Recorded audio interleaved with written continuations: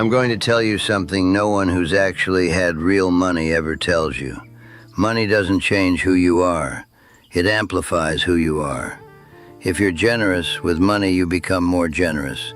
If you're insecure, with money you become more insecure. If you're an idiot, with money you're an idiot with a yacht.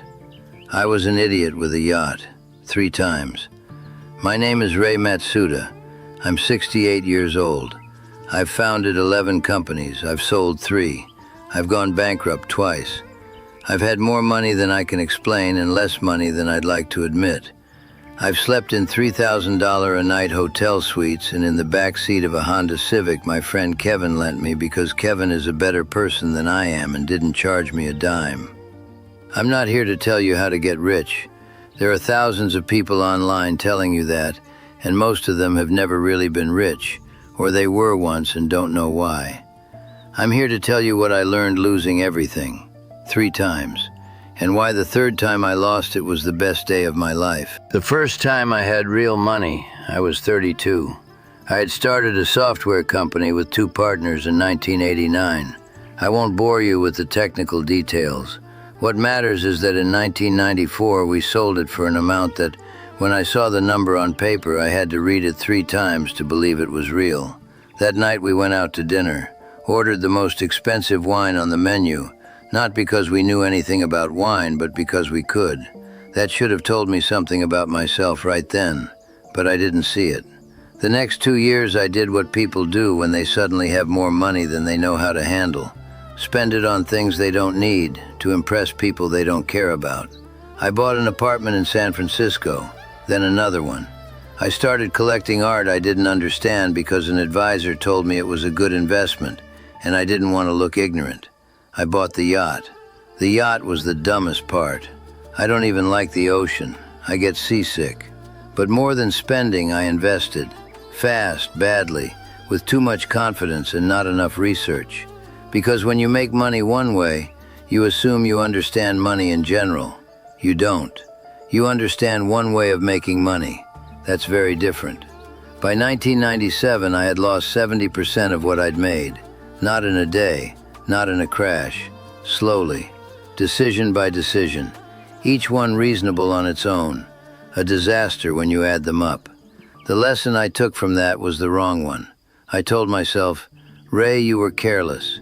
Next time, be more careful. That wasn't the lesson. It took me 20 more years to understand what the real one was. The second time I had money, I was 41. Another company, this time in telecom. The dot-com boom was in full swing and everyone with an idea and a PowerPoint was getting funded. I had a good idea and a mediocre PowerPoint, but enough enthusiasm to convince anyone. This time I was more careful. I hired better advisors. I diversified more. I was more conservative with personal spending. The yacht? No. Didn't buy the yacht this time. I bought a house in Marin County with 8 bedrooms for 2 people. Because my second wife, who was smarter than me in just about everything, told me 8 bedrooms for 2 people was insane, and I told her it was an investment. It wasn't an investment. It was ego with a garden. The dot-com crash hit in 2001, and with it a lot of things I thought were solid. I didn't lose everything this time, but I lost enough for it to hurt in a different way. The first time had been abstract, numbers on paper. This time it was real. I sold the house, canceled plans, had difficult conversations. My second wife left me that year, not because of the money. She left me because, in her exact words, I was fundamentally incapable of being present anywhere that wasn't inside my own head. She was right. I just couldn't accept it at the time. The third time I was 54, and this one was big. A medical tech company, the best team I'd ever had, the most meaningful product I'd ever built. We raised $120 million. Had deals with 3 of the largest hospitals in the country. We were 18 months away from going public, and then I made a decision. Just one. It seemed reasonable at the time. In hindsight, it was like lighting a cigarette in a warehouse full of explosives. I won't go into details. It involves other people, and that story isn't mine alone. But what I can tell you is that in 17 months, I went from being on track for the biggest IPO of my life to having $43 in my bank account and a level of debt I'd rather not revisit. $43. I know because I counted it more than once. I called Kevin. Kevin has been my friend since I was 19. Kevin has never made much money. He's an elementary school teacher in Oakland and has spent 20 years teaching 6-year-olds how to read, and he's incredibly good at it. Kevin doesn't have a yacht. Kevin doesn't have a house in Marin County. Kevin has a 2008 Honda Civic and a kind of happiness I've never been able to buy. I said, "Kevin, I'm in trouble," just like that. And Kevin said, "Where are you?" He didn't ask how much I lost, didn't ask what happened, didn't say "I told you so," even though he absolutely could have, because he had, many times, in many ways, over 20 years. He asked where I was. I slept in the back seat of his Honda for 2 weeks because his apartment was 1 bedroom and there was no space. Every morning, Kevin left at 7:15 to teach his kids, and I stayed in the car with a coffee he'd left me, trying to understand what had gone wrong. And in those 2 weeks, I discovered something I didn't expect. I realized that without the money, without the titles, without the business cards, without the deals and the meetings and the valuations and everything else, I didn't really know who I was. It's not that I was nobody. It's that for 30 years, I had built a completely external identity. I defined myself by what I did, what I owned, what I was worth in the market. And when all of that disappeared, I'd look at myself in the mirror in the morning and think, "Who are you?" I didn't have an answer. That scared me more than the $43. After those 2 weeks in Kevin's car, I found a room to rent in Berkeley, $380 a month, shared bathroom with 3 other people, a bed, a chair, a small table. And at that table, for the first time in 30 years, I sat down to think, with no agenda, no meetings, no investors, no team, no roadmap, nothing to do except think. And the question I asked myself, the one I had never seriously asked before, was this: what do I actually want? Not what the market wants, not what my family expects, not what would validate my past decisions, not what would make me look successful to people who know me. What do I want? It took me 3 months to get something close to an answer. 3 months of silence, long walks, conversations with Kevin, reading things that had nothing to do with business, cooking for the first time in years because I couldn't afford takeout, discovering I'm surprisingly good at making rice, and that it gave me a kind of satisfaction that makes zero economic sense. What I discovered in those 3 months is something I should have known at 20, but no one taught me. The right question is not how much what you do is worth. The right question is, how much does it cost you? Not in money, in life. How many hours of sleep does it cost? How many conversations with people who matter? How much presence in moments that won't come back? How much peace of mind? How much health? How much of yourself? I had made a lot of money, multiple times, and every time I ran the numbers at that little table in Berkeley, the real cost was obscene. Not the financial cost of failure, the human cost of success. 3 times I got rich and paid with my first marriage, with major parts of my second, with my oldest son's childhood.